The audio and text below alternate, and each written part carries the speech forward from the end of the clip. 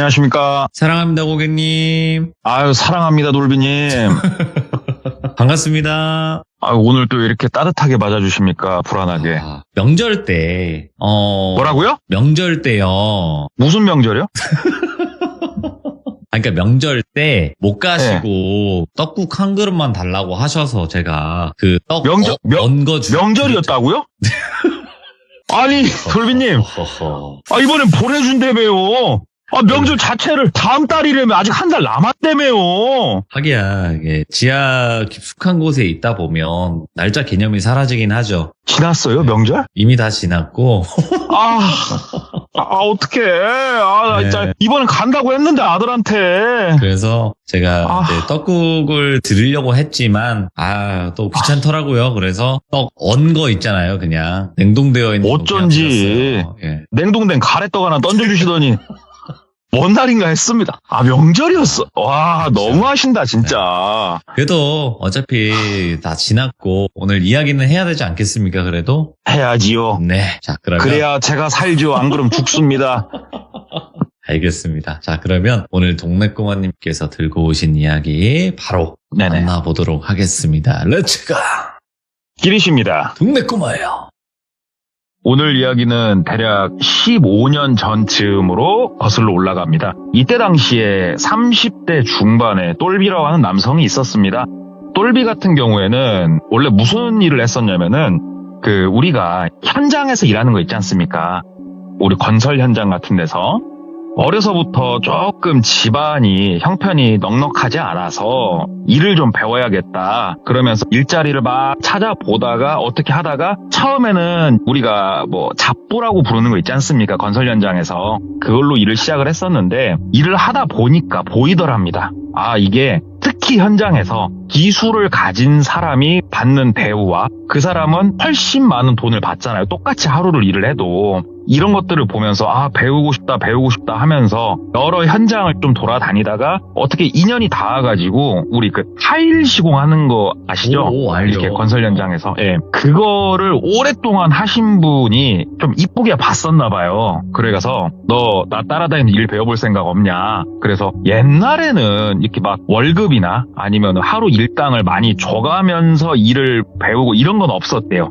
진짜로 거의 무급으로 좀 따라다니면서 일 배우고 그렇게 배우고 배워서 어느 정도 본인이 일을 하기 시작을 했다고 그러더라고요. 그런데 이 일이라는 게 내가 예를 들어서 돌비시에 살고 있다. 그러면 돌비시 내에서는 일이 얼마나 있겠습니까? 하지만 전국적으로 보면 일이 많다 보니까 좀 떠돌이 생활을 하게 된답니다. 그래서 여러 도시들을 떠돌아다니면서 허튼 짓 안 하고 열심히 일하고 기술 연마하고 돈 모으고 이렇게 잘 생활을 유지를 하다가 이 자기 알려주신 분 반장님이 그 말씀을 해주셨대요. 야, 이제부터는 원룸의 시대다.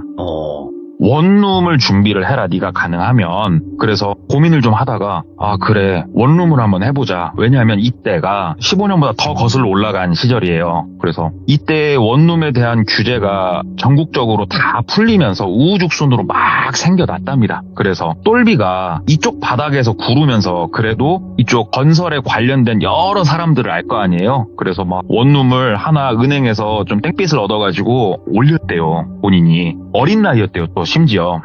모은 돈에다 탈탈 털어가지고 원룸 올리고 본인이 시공할 수 있는 건 최대한 시공하고 해가지고 어떻게 보면은 건물주가 된 거죠. 작지만. 되게 작은 원룸이었는데 이거를 막상 해놓고 운영 유지를 하던 이 시기가 제가 아까 서두에 말씀드린 15년 전쯤이 되는 거예요. 기술은 하나 가지고 있고 원룸 하나 소유하고 있고 바깥에서 인근에서 본인이 타일 시공할 일 있으면 나가서 일도 하고 원룸이라는 게 생각보다 손이 많이 간대요. 진짜 별 희한하고 또 희한한 사람들이 다 모이는 곳이 원룸이다 이렇게 말할 정도로 진짜 별의별 일이 다 있답니다. 원룸이. 청소할 것도 많고 수리할 것도 많고 그렇게 바쁘게 보내고 있었대요.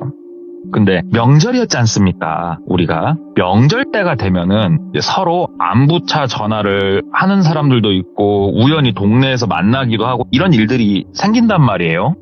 전화가 한 통 오더래요. 그래서 이렇게 봤더니 모르는 번호더랍니다. 그래가지고 일단 받았대요. 여보세요 하고 받으니까 이거 혹시 똘비 씨 핸드폰 맞죠? 라고 묻더래요. 그래서 똘비가 예, 누구십니까? 그랬더니 똘비구나. 어떻게 잘 지내? 하고 얘기를 이렇게 하는데, 목소리가, 이거, 누구 같은데? 이 정도 생각만 살짝 들더래요. 그래서, 혹시, 민규 형님이세요? 이렇게 물어본 거예요. 그랬더니, 나야. 야, 진짜 오랜만이다. 하면서 이렇게 전화가 오더랍니다. 그래서 형님 자주 연락 못 드려서 죄송합니다 하면서 이게 통화를 좀 했대요. 그러니까는 명절 앞두고 그동안 고마웠고 혹은 이뻐했던 사람들한테 이렇게 전화를 좀 하고 있답니다.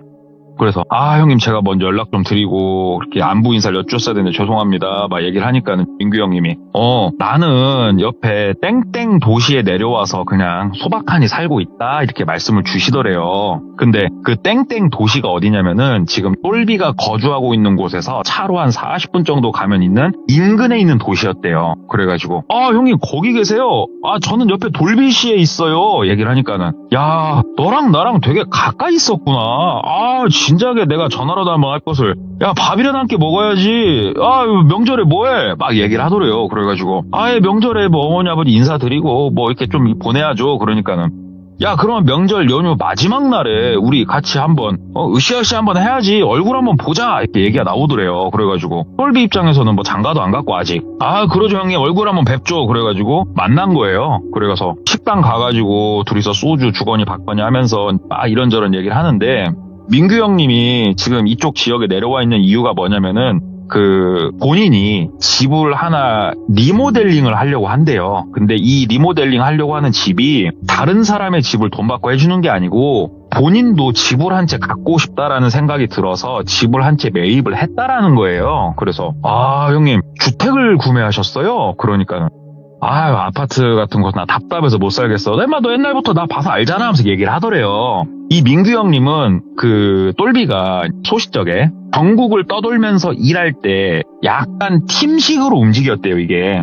그 팀원 중에 한 명이었고, 똘비보다 이쪽 타일 쪽으로는 선배였대요. 그래서 정말 많이 알려주고, 친동생처럼 이뻐해주고, 그랬던 형님 중에 한 명이래요. 그래서 형님 그래요. 옛날부터 형님이 답답한 거 되게 싫어하셨고 자유로운 영혼이었죠. 와 언제 집 다 완성되면 형님 한번 초대 한번 해주십시오 얘기를 하니까는 민규 형님이 야 너 타일 일은 아직도 해? 그래가지고 이 근처 지역에 일 있으면은 제가 한 번씩 나가기도 하고 그런데 많이는 안 합니다 얘기를 하니까 그럼 너 임마 뭐 먹고 살아? 그래가지고 형님 실은 제가 작게 원룸 하나 어떻게 조금 운영을 하게 됐어요 얘기를 한 거예요. 네. 그러니까는 원룸? 이야 똘비 이거 어린 나이에 성공했네. 그래? 어디 있는 건데? 야 구경이나 한번 하자. 나 가면은 방 싸게 주냐? 막 장난을 그렇게 하시더래요. 그래서 형님 무슨 말씀을 그렇게 하십니까? 하면서 술자리가 다 끝나고 그렇게 헤어졌어요 그날은.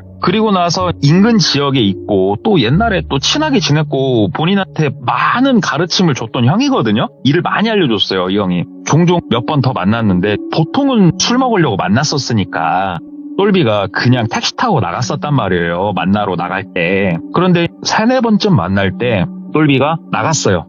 그날은 차를 갖고 나갔대요. 좀 부득이하게. 그래서 저녁만 간단하게 먹고 또 움직일 일이 있어가지고 저녁 먹으면서 이런저런 얘기하고 형님 저 이제 먼저 가보겠습니다 하고 인사를 하면서 이제 돌아서 똘비가 차를 탔어요. 그러니까는 민규 형님이 오더래요. 그러더니 야씨 너 이거 뭐야 막 긁더래요. 그래가지고 형님 왜 그러세요? 그러니까는 그때 똘비 차가 뭐였냐 BMW 5 시리즈였단 말이죠. 이게 지금은 조금 흔하게 보이잖아요. 그런데 이 시기 때 그것도 지방 도시에서는 그렇게 많이 굴러다니질 않았을 시기예요. 이때가 많지가 않았어요. 특히 젊은 친구가 이러기는 쉽지 않았어요. 그러니까 민규 형님이 와가지고 이야 너 원룸 운영한다고 하더니 너 성공했구나 복권에 당첨됐던 거냐 하면서 그렇게 말씀을 하시더래요. 그래가지고 아니다고.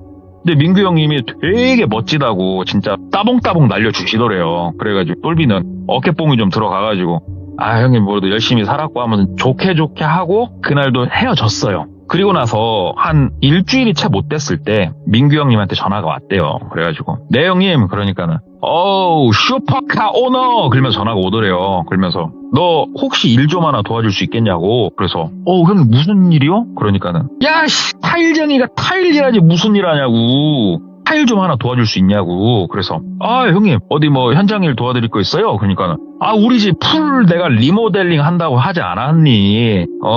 일 하나만 좀 도와줘라. 형이 다 하려니까 너무 일이 바쁘고, 나 얼마 전에 허리도 좀 다쳐가지고 말이야. 내가 또 믿고 맡길 만한 게 너밖에 더 있냐고 하면서 막 얘기를 하더래요. 그래서, 형님, 제가 뭐 그런 거야 도와드리죠. 밥 한 끼만 맛있는 거 사주십시오, 형님. 이렇게 얘기를 했대요. 그러니까는 네. 민규 형이, 뭐 자재랑은 다 갖다 놨으니까 와서 많이도 할 거 없다고, 그 현관이랑 어디랑 몇 개만 조금 작업 좀 해줘라 얘기를 하더래요. 그래서 알겠습니다 형님 하면서 이제 그 만나기로 한 날 출발을 했어요. 근데 똘비가 옛날에 일을 배울 때 아까 말씀드린 뭐 반장님 같은 오야지가 있을 거 아니에요. 뭐 그 대가리가 그분이 많은 가르침을 줬었는데 그 중에 하나가 뭐였냐면 이렇게 작업장을 들어갈 때 우리도 우리 팀 나름대로 들어가는 거 아니냐. 이 타일 시공이라고 해가지고 부상 위험이 없는 게 아니래요. 이게 일을 하다가 계단이 많은 곳에서 굴러 떨어질 수도 있는 것이고 뭐 자재가 떨어져 갖고 다칠 수도 있고 여러 가지 위험성이 있지 않습니까? 그래서 이 팀은 팀 나름대로 규칙이 있었어요. 그게 뭐냐면은 작게나마 인사를 하는 거예요. 그러니까는 재를 지낸다고 표현하는 게 맞겠죠. 작게나마 그 현장에다가 재를 지내고 일을 했었대요. 그래서 똘비가 민규 형님 같은 경우에 모르는 사람도 아니고 그러니까는 옛날에 배운 대로 그 북어인가요 명태인가요 이렇게 생긴 거 있잖아. 말린 거 생선. 네. 그거 하나 사고 그 다음에 대추 조금 사고 밤 조금 사고 그 다음에 향 그 다음에 백화수복 작은 사이즈 하나 딱 사가지고 종이컵이랑 현장에 도착을 한 거예요. 현장에 이제 도착을 했어요. 주택이에요. 근데 풀 리모델링을 한다고 했었지 않습니까? 그러면 기존에 사람이 살고 있었고 여기를 새로 구매를 했으니까 뭐 우리가 벽지 다 뜯고 내부 인테리어 새로 하고 이런 걸 생각을 했었어요. 똘비도. 그런데 가서 집을 봤는데 이거는 풀 리모델링이 아니고 뭔가 폐가는 아니에요. 폐가는 아니고 방치된 지 오래된 집 같아 보였대요. 여기가 단층 집이었는데 시골에 있었고 좀 오래된 집 같은데 이렇게 생각을 하고 있었대요. 이거는 리모델링이 아니고 손을 볼 수밖에 없는 집이네 하면서 이제 똘비가 먼저 도착을 했어요. 형님은 잠깐 일 하나 보고 온다고 했고 집을 이제 여기저기 이렇게 봤대요. 여기저기 봤더니 뭐 안에는 깔끔하게 다 치워져 있더랍니다. 그래서 이게 보니까 땅을 경매나 뭘로 이렇게 구매를 한 것 같구나.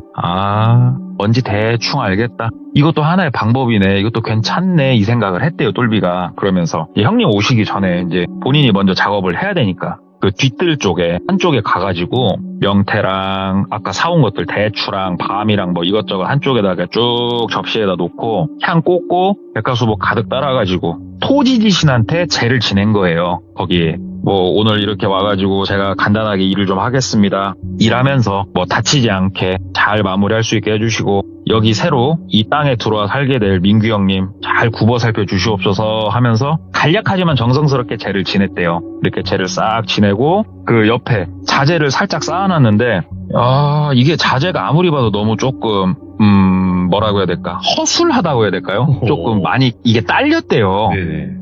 그래가지고 당장 이걸로 뭘 어딜 해야 되나.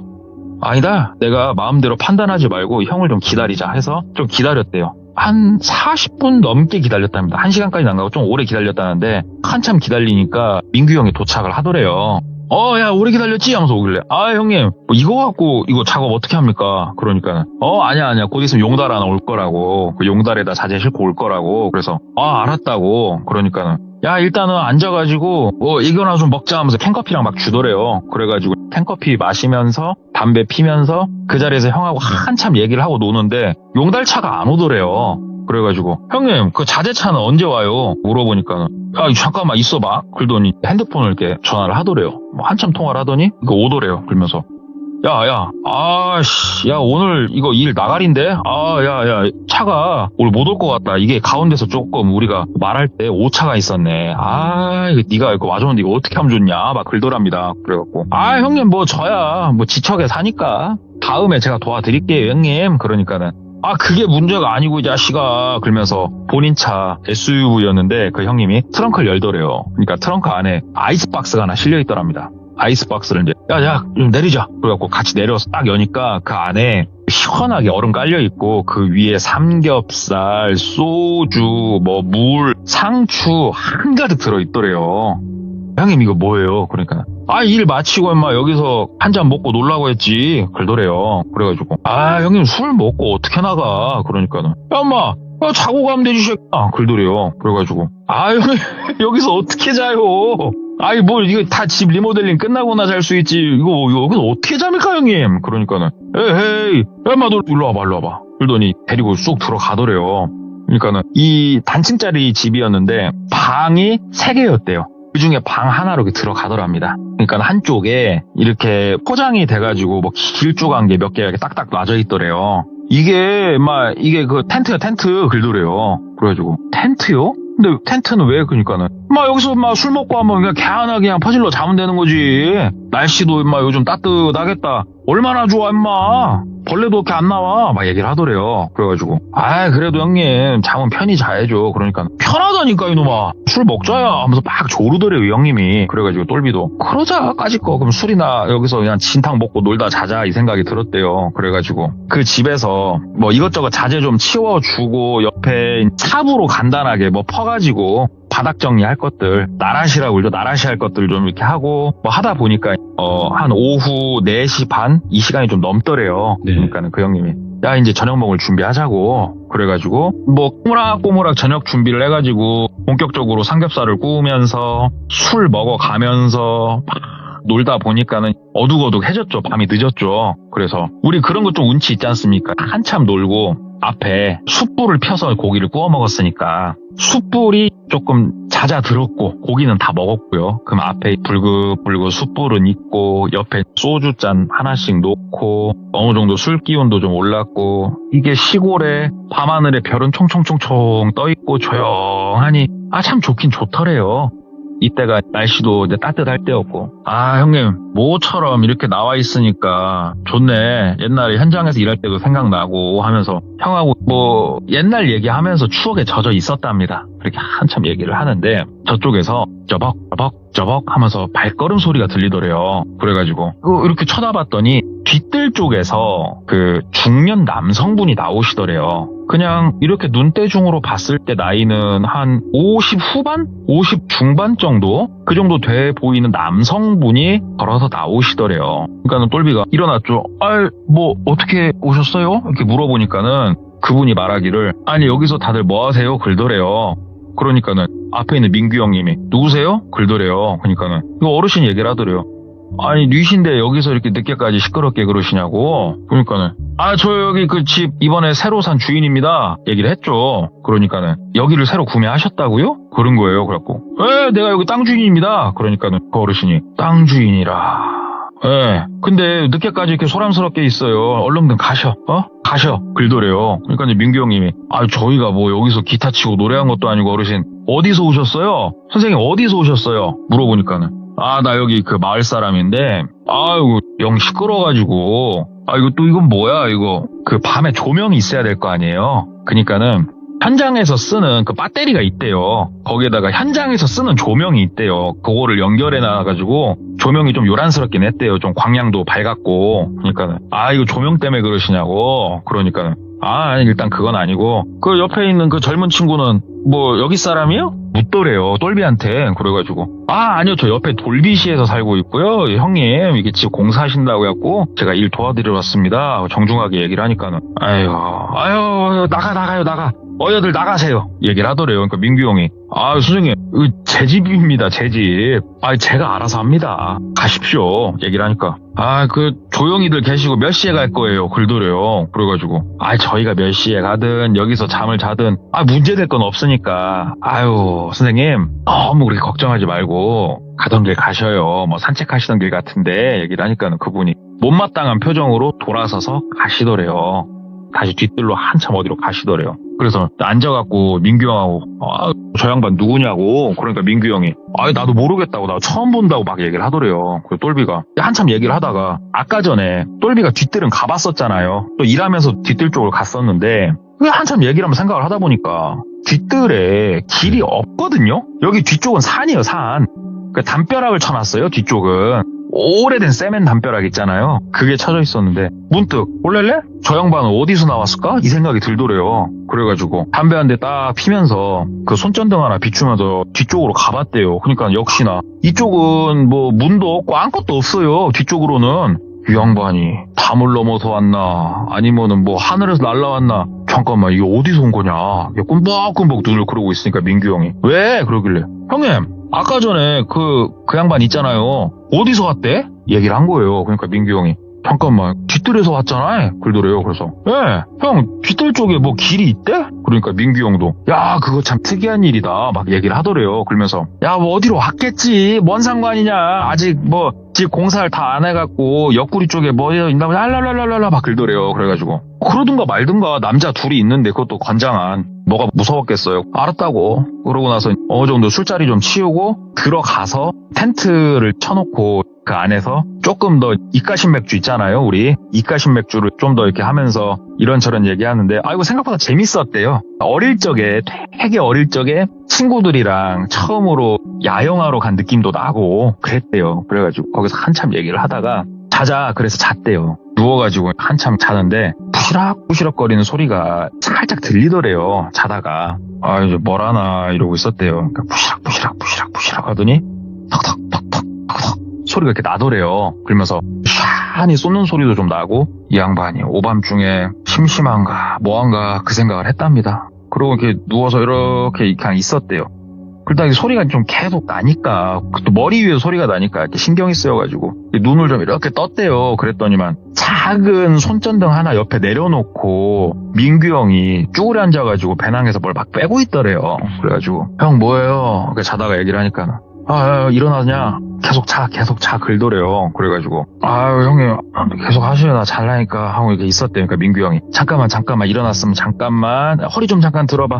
뭐 이거 이불을 보고 그러고 자냐 하면서 이렇게 이불 정리를 좀 해주시더래요. 그래가지고 잠결에 누워가지고 허리도 들썩들썩 해주고 누워서 또 가만히 또 잠에 이렇게 들려고 하는데 또 민규 형이 자꾸 꼼지락꼼지락거리고 있더래요. 위에서. 그래가지고 형님 뭐예요? 하고 이렇게 보니까 머리를 완전히 이렇게 들어서 좀 봤대요. 이렇게 보니까 민규 형이 머리맡에다가 되게 작게 제사상 이런 상을 하나 차려놨더라는 거예요. 그러면서 그 막 쏟는 소리가 뭔가 하고 봤더니 큰 대접 그릇에다가 쌀 가득 쌓아놓고 그 쌀 위에다가 초 꽂아놓고 그 옆에다 향도 꽂고 막 이런 걸 해놨더래요. 그래가지고 이미 향 불도 켜져 있고 형님 뭐예요 오밤중에. 그러니까는 민규 형이 이렇게 있다가 야 똘비야 잠깐만 하더니 민규 형이 똘비 옆으로 와가지고 그 똘비 배 위로 올라오더래요. 그러니까는 양쪽 다리는 벌려가지고 그 똘비 왼쪽 오른쪽에 놓고 엉덩이로 똘비 배 쪽을 이렇게 누른 상태로 딱 올라오더래요. 뭐예요 형님? 하니까는 갑자기 민규 형님이 진짜 생각지도 못했는데 그 타이밍에 갑자기 손을 쭉 뻗어가지고 양손으로 똘비 목을 꽉 조이기 시작을 하더래요. 이게 정말 생각지도 못했고 뭐 잠깐 졸면서 꿈에서도 지금 왜 이러는지조차 감도 못 잡는 일을 갑자기 민규 형이 하더래요. 근데 옆에다가 손전등 하나 놨잖아요. 민규 형 눈이 보이는데 와 이거 눈깔이 미친놈 같더래요. 진짜로 광기에 사로잡혀 있더래요. 처음에는 똘비가 하면서 이렇게 막 손으로 이렇게 막 뜯으려고 손을 하는데 이게 장난을 치는 건 아니었대요. 분명히 힘이 엄청 세게 움켜쥐더래요. 그래가지고 막 뜯으려고 하니까는 이 손에 힘을 주니까는 이 손톱이 옆을 막 쥐어뜯는 느낌이 막 나더래요. 너무 아팠대요. 여기 하면서 막 그러니까 갑자기 민규 형이 하면서 막 미친놈같이 쪼르더래요. 그렇게 약간 실실 쪼개면서. 그러니까 똘비가 이게 오래 안 걸린대요. 숨을 못 쉬니까 점점 그 옛날 TV 보면은 시그널 없을 때 그 하는 화면 있잖아요. 그것처럼 눈이 점점 이렇게 그 앞이 그렇게 되면서 필름이 끊기려고 하는데 민규 형이 손을 탁 떼더래요. 그러니까는 똘비가 하면서 숨을 쉬는 거예요. 쉬니까는 민규 형이 갑자기 가슴팍을 손으로 딱 누르더니 어때? 좋냐? 야 어땠어? 정신 나갔었어? 어땠냐고? 야 어땠어? 말해봐 막 그러더래요. 민규 형이. 그래갖고 똘비 입장에서는 이거 너무 지금 어이가 없잖아요. 지금 현 상황이 뭐 하는 짓이냐고 화가 나가지고 숨이 조금 돌아오고 나서 발로 아직도 위에 올라타 있는 민규 형을 옆으로 손으로 밀면서 발바닥으로 빵 밀었대요. 민규 형이 뒤로 툭 나가 떨어지죠. 그러면서 일어나서 가려고 욕을 한 바가지 하면서 일어났대요. 뭐 미친 사람, 뭔 사람 하면서 빡 일어나는데 창 소리가 나더래요. 뭔가 하고 봤더니 아까 전에 이불 뭐 왜 이렇게 허리를 그러고 자냐 뭐 하냐 하면서 그때 잠결이어서 진짜 몰랐대요. 그때 현장에서 우리 고공 작업하면은 허리띠 같은 거 매는 게 있대요. 허리만. 그거를 채웠더래요. 본인 허리에다가. 옆에 이 분명히 텐트를 민규 형이 쳤으니까 몰랐는데 방바닥에다가 앙카라고 있습니다. 앙카 박아놓는 거. 앙카 박아놓은 데다가 그걸 연결을 해놨더래요. 근데 이 허리띠가 풀리지가 않더랍니다. 그때서야 느낌이 왔대요. 딱 조여져 있는 게. 그래가지고 아니 이게 뭔가 일어나려고 하니까는 꽉 잡혀가고 일어나지지도 않고 와 이거 미치겠다 이 양반이 뭐한 짓인가 싶어가지고 순간적으로 당황해 있는데 갑자기 민규 형이 하면서 일어나더래요. 그러면서 아이 힘을 빼 임마 힘 빼지 마 아유 누워 있어봐 하면서 민규 형이 그렇게 얘기를 하더랍니다. 그래가지고 형 뭐하는 짓이야 이게 형 잠깐만 이거 풀어봐 형 그러니까는 못 풀어요 못 풀어 새끼야 못 푼다고 가만히 있어봐 가만히 잠깐만 어디다 놨지 하면서 막 갑자기 배낭을 또 뒤지더래요.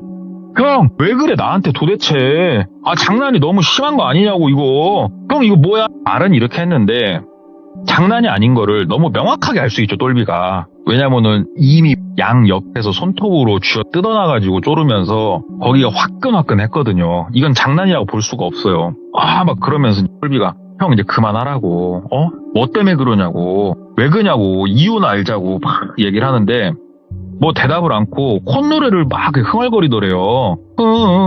어디 있지 여기다 놨는데 여기 있다 하면서 빼더래요. 뭘 뺐냐 진짜로 전형적인 부엌에서 쓰는 식칼을 하나 빼더랍니다. 식칼을. 똘비가 딱 그걸 보는데 밑에 놓은 손전등하고 딱 비추는데 와 진짜 이거 너무 비현실 같고 어마어마한 공포감이 확 덮치더래요 본인을.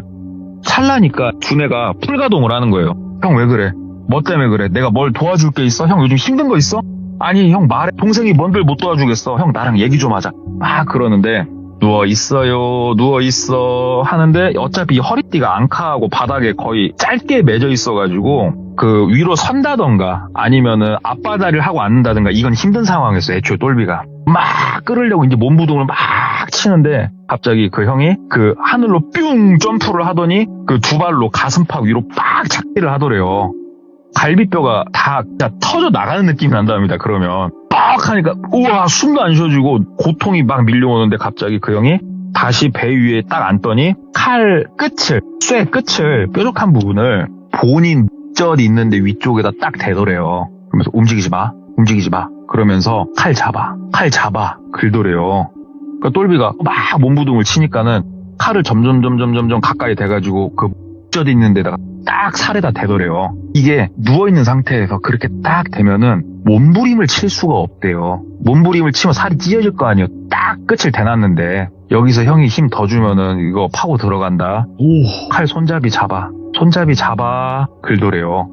일단 시키는 대로 할 수밖에 없었대요. 왜냐면은 몇 번 조금 이렇게 말로써 어떻게 해보려고 좀 하니까 좀 더 이렇게 누르면서 되게 아픈 게 느껴지더래요. 그러니까 이렇게 칼 손잡이를 양손으로 잡았대요. 그러니까 위로 힘줘 위로 그래갖고 칼을 위로 좀 더 든 거죠. 위로 누워서. 그러니까는 민규 형이 갑자기 민규 형도 손을 같이 잡고 있거든요. 칼 손잡이 부분을. 민규 형이 누른다? 그러면서 위에서 누르기 시작을 하더래요. 똘비는 빵꾸 안 날려면 힘 줘서 막아야 돼요. 지금 어차피 같이 잡고 있으니까.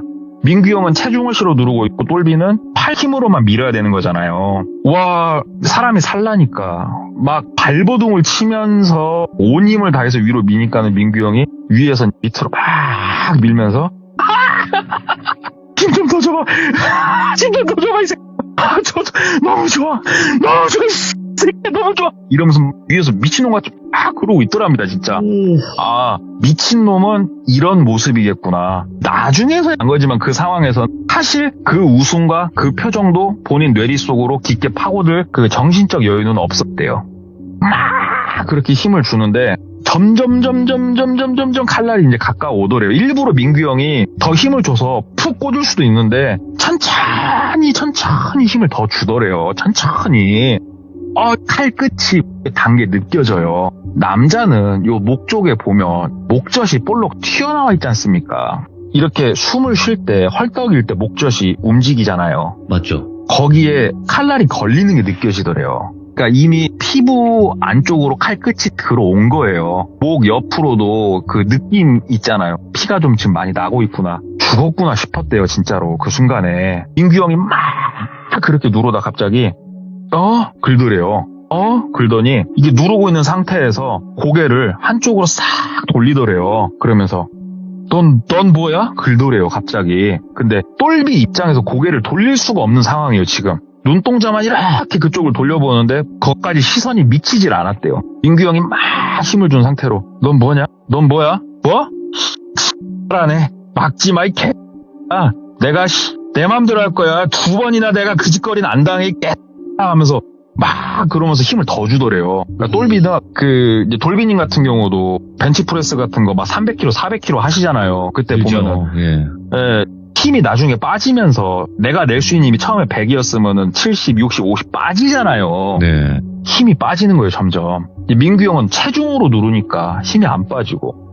진짜 끝났나 보다. 어떻게 하면 좋나. 와, 내가 왜 이렇게 죽어야 되나. 진짜 오만 생각 다 들면서 눈물이 막 질질질 나더래요. 근데 갑자기 민규 형이 소리를 지르더래요. 아니야! 하면서 소리를 지르더래요. 그러더니 힘 주던 거를 풀더래요, 민규 형이. 네. 그러니까 똘비가 힘을 주고 있었으니까 칼날은 다시 하늘로 푹 올라갈 거 아니에요? 그리고 민규 형은 칼에서 손을 뗐어요. 그러니까 칼은 누가 잡고 있어요? 똘비가 잡고 있어요, 지금. 미친놈같이 막 칼을 휘둘렀대요, 누워가지고. 막 휘두르는데 민규 형이 갑자기 이렇게 앉은 상태로 뒤로 막 물러서더래요. 발로 앞을 밀면서. 그러면서 벽에 붙더래요. 그러면서 가라고! 가라고! 막 소리를 지르더래요, 갑자기. 똘비도 미친놈같이 막 칼 휘두르면서 놔줘 하면서 그 옆에 안전끈 막 칼로 막 문대고. 그런데 아까 전에 민규 형이 바라봤던 방향, 그리고 지금도 바라보면서 욕하고 있는 방향을 딱 보는데 아까 밖에서 봤던 그 어르신 있죠, 신사분. 그 분이라고 생각이 된대요. 실루엣이 어두움 속인데 사람의 형상이 있었고 키나 느낌이 그분이지 않나라는 생각이 들더래요. 그분이 손짓을 하더래요. 손짓을. 실루엣이 일로 나오라고. 똘비가 이제 칼로 옆을 막 조져가지고 진짜로 그걸 어떻게 끊었어요. 끊어가지고 딱 나갔대요. 딱 그쪽으로 반쯤 다리 풀리고 목에선 피나고 있고, 그러니까는 막 반 기어가면서 막 두다다다다다 하면서 그쪽으로 달려서 그 신사분이 있던 방향으로 확 몸을 날리니까는 그곳엔 아무도 없더래요. 진짜 아무도. 어찌됐건 살아야 될 거 아니에요. 그래가지고 나가가지고 막 차를 탔대요. 근데 차까지 가는 그 시간 동안 뒤에서 그 형이 쫓아오는 것 같아가지고 너무 무서웠는데 그 형이 안 쫓아나오더래요. 그러면서 이 단층 건물 1층짜리 주택 안에서 민규 형이 막 화를 내는 소리 지르는 소리만 그렇게 들리더래요. 그래가지고 일단 차 시동 걸고 마을을 벗어났어요. 그 있는 곳을 벗어나서 바로 신고를 했죠. 신고를 해가지고 내가 지금 죽을 뻔했다, 도움 좀 달라. 그러니까는 오셨죠. 경찰분들이 오셔가지고 그곳이 어디냐 그래가지고 저기 어디다 얘기를 이렇게 한 거예요, 똘비가. 그러니까는 갔어요. 경관분들은 그쪽으로 가고 똘비는 따로 옆에서 이게 조치를 할 수 있게 그분들이 119랑 다 불러주셨대요. 네. 그래가지고 119차 타고 이동을 했대요. 똘비는 그 안에서 처치를 좀 해주셨대요. 네. 왜냐하면 운전을 할 수가 없었대요. 손이 떨리고 발이 떨리고 이게 운전을 절대 할 수가 없는 상황이어서 그렇게 한참 있었는데 일단은 그 건물에 갔을 때 아무도 없었대요. 그러니까 도망간 이후였는데 차는 그대로 있었어요. 민규 형이 타고 온 차는 그대로 있었고 사람은 안 보여서 일단 주변을 좀 살펴봤으나 안 보였다. 근데 밤이고 하니까 일단은 조금 계셔봐라 하면서 그 사람 민규 형에 대한 신상명세는 받아갔고, 일단은 거기서 다 얘기는 했죠. 싹 보여주면서 이거 칼로 이렇게 됐고 이 옆은 손톱이고 나 이유는 모르겠다. 원한 관계 있냐? 없다. 원한 관계 1도 없다. 진짜 아무것도 없는데 갑자기 왜 그런지 나 정말 모르겠다. 그런데 그 사람은 잡아야 된다. 일단 여기까지는 얘기는 했어요. 그리고 나서 며칠이 지났고 그 소식을 듣게 됐어요. 민규 형이 한참 일을 하다가 안 보였었거든요. 똘비도 다른 쪽 일로 빠졌었고 몇 년간 왜 안 보였었나 했더니 살땡 미수로 형을 살았었더만요. 근데 이 살땡미수도 예. 이게 종류가 있대요. 법적으로. 거기서 제일 조금 경미한 쪽인데 어찌됐건 그 형을 살았다고 그러더라고요. 오래는 안 살았대. 몇 년 살았대요. 네. 그랬던 이력이 있는 사람이다. 이 사람 위험한 사람이다. 여기까지는 말씀을 해주시더래요. 그래갖고 꼭 좀 잡아달라. 잡아서 나 이유도 듣고 싶고 이런 사람 사회에다 풀어놓으면 안 된다. 예. 얘기를 했고 시간이 조금 더 흘렀을 때 연락이 왔어요. 왜 연락이 왔냐? 사건 종결을 해야겠다고. 이런 류의 사건이 종결 처리가 갑자기 될 땐 딱 하나예요. 네. 민규 형이 죽은 거예요. 그러면 민규 형이 어디서 죽었냐? 그랬더니 처음에 본인을 그렇게 떠르고 했던 그 건물에서 민규 형이 죽은 채로 발견이 됐대요. 스스로 생을 마감한 상태로 발견이 됐다라는 거예요. 거기서. 아니 그런데 민규 형이 도대체 나한테 왜 그랬을까? 경찰분들은 일단은 이런 식으로 죽었잖아요, 사람이. 그러면 일단은 이 사건 자체는 조금 더 조사하나 일단 종결 처리예요. 사실상 그분들 입장에서는. 똘비 입장에서도 이제 물어볼 사람도 없고 뭐 할 사람도 없어요. 참 이게 왜 그러나 하면서 그 전부터 했지만 전화를 여기저기 돌리기 시작을 했었어요. 똘비가. 어디다 돌렸냐면 같이 일을 했던 사람들 있잖아요. 팀으로 움직였다고 했잖아요. 네. 쭉 전화를 이렇게 돌리는데 거기서 처음에 본인도 받아주고 그다음에 민규 형도 채용을 해주고 했던 그 대가리 오야지 분이 있을 거 아닙니까? 그분 바로 직속 밑에가 한 분 계셨대요. 그 직속 분이 얘기를 해주더라는 거예요. 민규가 처음에 내가 참 괜찮았다. 그런데 남자는 세 가지로 망한다. 우리 삼박자 아시죠? 네. 술, 여자, 도박. 삼박자로 망하는데 민규는 트리플 크라운을 달성한 놈이다. 도박에, 술에, 여자에. 처음에는 이놈이 현장에서 일하면서 싹싹하고 하니까 일도 많이 불러주고 또 지 나름대로 돈도 좀 모았더라고. 근데 그 돈으로 도박을 하기 시작하니까 돈을 잃으니까 당연히 여자가 떠나고 도박에서 돈 탕진한 남자 옆에 뭐 어떤 여자가 있겠냐고요. 근데 이거를 상심을 달리려고 하니까 또 술을 처먹고 이거를 반복을 하다가 애가 어느 날 스스로 생을 마감을 하려고 했대요. 애초부터 한번 이놈이 고시원을 전전할 때인데 그때도 주변 사람들한테 하도 도움을 많이 받고 잠수 타고 이걸 반복해가지고 오갈 데도 없어져가지고 고시원에 있는데 어디서 구했는지 몰라도 약을 한번 가득 먹고 누운 거를 밀린 고시원비를 받으려고 했던 그 고시원 사장님이 그냥 열받아가지고 문을 열어버린 거예요. 원래 그러면 안 되는데 고시원에 있는 걸 확인을 하고 열어버리니까 애가 약 먹고 이렇게 자빠져 있으니까는 황급하게 병원에 데리고 가서 다행히 살았다는 거예요. 죽었다가 살아났잖아요. 이때부터 애가 좀 바뀌었다고. 이때부터 바뀌어가지고 그 살땡 미수로 한번 형을 살았다고 했잖아요. 이때도 정신이 조금 이상하다는 감정도 같이 나왔었다는 거예요. 이게 뭐냐면은 괜히 사람을 증오하면서 그 뭐라고 해야 될까? 아까 전에도 나쁜 행위를 하면서 막 실소를 터트리면서 그렇게 미친놈처럼 일을 했잖아요. 그 나쁜 일을. 예. 그쪽으로 사람이 쾌감을 받기 시작을 했다는 거예요. 뭔가. 그러면서 내가 이 행위를 했을 때, 이 나쁜 행위를 했을 때 잡혀가서 처벌을 받고 이거는 생각도 안 한대요. 그 뒷일을. 생각도 안 하고 그런 짓을 해가지고 한번 살땡미수로 들어갔다 나왔고 그러면 나와가지고 또 조용히 살려고 숨었을 거 아니에요. 본인이. 주변 누구랑 연락을 하겠어요. 그 상황에서. 그러다가 연락처를 뒤지다가 똘비랑 연락이 닿게 된 거예요. 명절 근처를 핑계로. 이미 민규 형은 똘비가 어디 사나 알고 있었더만요. 또 왜냐하면 똘비 근처에 다른 사람하고 몇 명하고 통화를 하다가 똘비 근황을 듣고 전화를 했던 거였으니까 애초에. 그러니까 애초에 어디 사나 알았고 그 근처 지역을 얘기를 했었고. 한층짜리 집? 그거 민규 형 집 아니고요. 예, 그거 버려진 폐가예요. 폐가 가져다가 그런 식으로 뭔가 생각을 했었고 그러면 도대체 민규 형은 나한테 왜 그랬냐. 이거에 대해서 짐작 가는 바는 딱 하나래요. 민규 형이 똘비를 많이 도와줬어요. 일도 많이 알려줬고 그래서 똘비가 어떻게 보면은 이 형 참 고마운 형이거든요. 근데 똘비가 어찌됐건 원룸을 짓고 잘 살잖아요. 외제차도 타고. 요즘 이런 글귀가 좀 유행인 것 같더라고요. 배고픈 건 참아도 배 아픈 건 못 참는다고. 이게 너무 딱 들어맞는 표현인 것 같아요. 예. 민규 형의 좀 잠들어 있던 그거를 똘비가 긁어버린 거예요. 어떻게 보면. 내가 이렇게 밑바닥으로 빠져있고 정신도 약간 좀 마탱이 간 사람 같은데 네. 그게 수입차에서 빵 터졌던 것 같아요. 아무리 봐도. 그냥 이거는 똘비의 추측이에요. 네. 그러면서 거기서 그 짓거리를 했던 것 같다. 여기까지도 다 이제 그 당시에 추측을 하면서 여기저기 전화통화하면서 싹 알았어요. 아는데 오케이, 여기까지는 알겠고. 그런데 노가다 그 오야지 밑에 계신 분, 그분도 얘기를 다 들었을 거 아니에요. 싹 예. 듣고 하는데 마지막에 한마디를 딱 더 하시더래요. 그 집 있죠. 집에 가서 감사하다고 기도는 한 번 더 하라고. 무조건 더 하라고. 그래서 알겠다고. 그랬더니 그분이 아무리 봐도 내가 봤을 때는 거기 터주신인 것 같은데 오.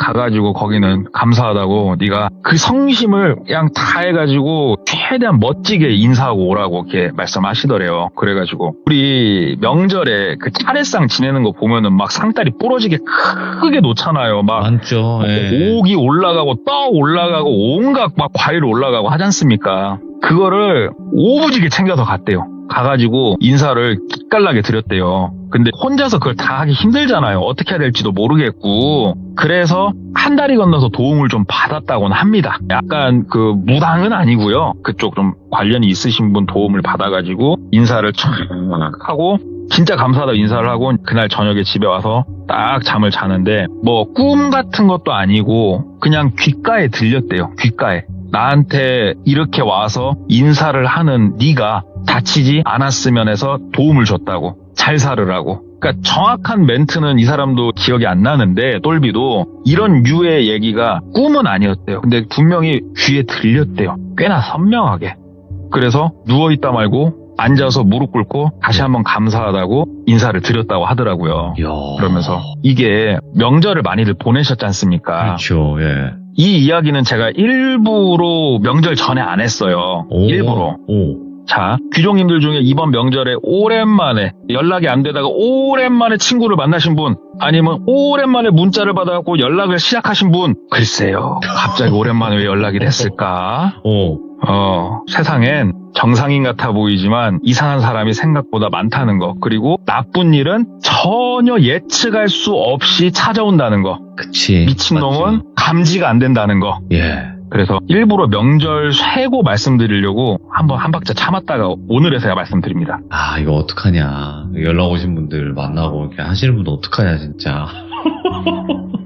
아마 명절에 오랜만에 이렇게 뭐 동창회라도 오랜만에 뭐 만난 친구라도 있을 것 같은데, 쉽지 않네요. 마지막에 더 무서운, 너무나 섬뜩한 그런 이야기이지 않았을까 싶고, 오늘 동능꼬마님께서도 오늘 하신 이유가 확실히 있으시긴 하네요. 네, 이걸 명절 전에 하는 것보다 그런 거 있잖아요. 네. 그 링, 일본 영화 링 있잖아요. 네. 비디오 보기 전에 말하는 것보다 보고 난 다음에 말해야 사람이 더 힘든 것처럼 아, 맞지. 예. 네, 일부러 명절 쇠고 말씀드리려고 한 박자 참았죠. 역시 동꼬님은 다 계획이 있으신 분이에요. 오늘 이렇게 와주셔서 다시 한번 감사드리고, 항상 저희는 경청하면서 그리고 앞으로 또 해주실 이야기 기다리면서 있도록 하겠습니다. 감사합니다. 네, 감사합니다. 네. 자, 동네꼬마님께서 오늘 들려주신 이야기, 많은 분들이 마지막에 이거 오랜만에 연락 온 사람들 또 이렇게 있으실 거다라고 했는데 그 말이 더 무서워지는 이야기가 아니었나 생각이 듭니다. 시청해주신 모든 분들, 그리고 여러분들의 사연, 또 지인분들의 사연 언제든지 제보 받고 있습니다. 꼭 제보해 주시길 바라겠습니다. 감사합니다.